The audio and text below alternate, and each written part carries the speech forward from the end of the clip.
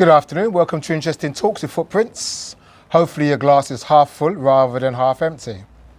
And don't forget, you can always top up your glass or your cup no matter where you are in life. Today's talk is going to be on a difficult, challenging subject, suicide.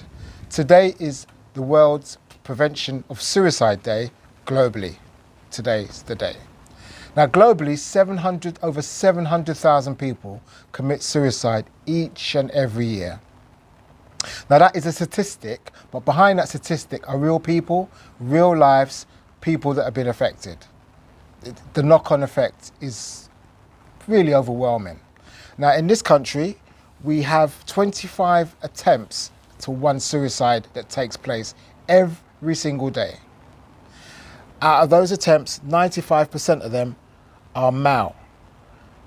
And if you're under 45 years of age, the biggest killer for men is suicide.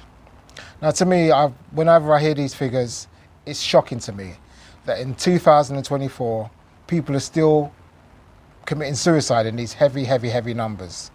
And there's not much that's being done about it.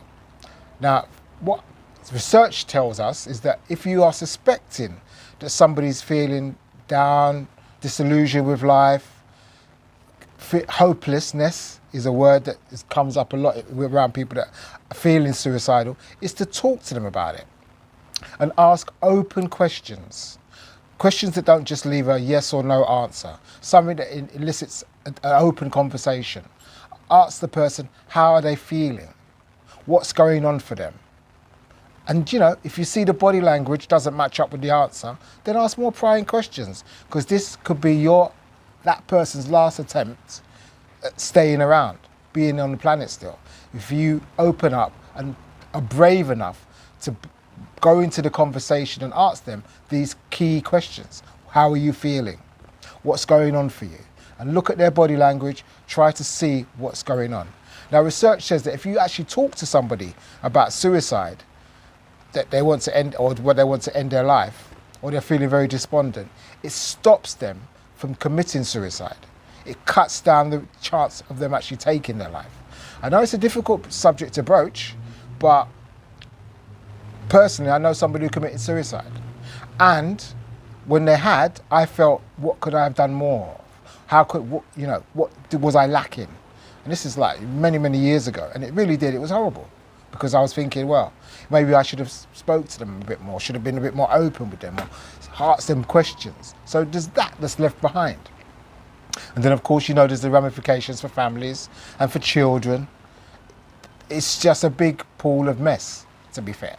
So if we can cut down on people committing suicide, if we can approach people that we think are going through a difficult time, things like losing your job, somebody who's broken up in their relationship, moving house or being evicted from a house, being diagnosed with a terminally ill disease, or just being diagnosed with cancer, something like that, going through an operation, or they've had somebody in their life that's passed on and they're sitting down there, and obviously you can see that they're not happy. So you need to talk to them about how they're feeling. Not everybody can do this, and if you do this, by the way, do make sure you take care of your own self, that you eat well, you sleep well, you do activities that you like, and you stay present, like look after yourself. Definitely do that. Suicide is preventable.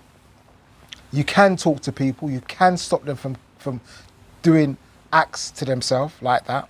Also, I've noticed that people that self-harm a lot, they're potentially close to going further with their self-harm and committing suicide. Even today, I was talking with a client, and I know that they're going through a lot of stuff, and I asked them, I said to them, are you having any negative thoughts? They knew what I meant, and they answered me, but I broached it to them. It's something that it does take a bit out of you to ask somebody that, because they might be thinking, well, who do you think you are?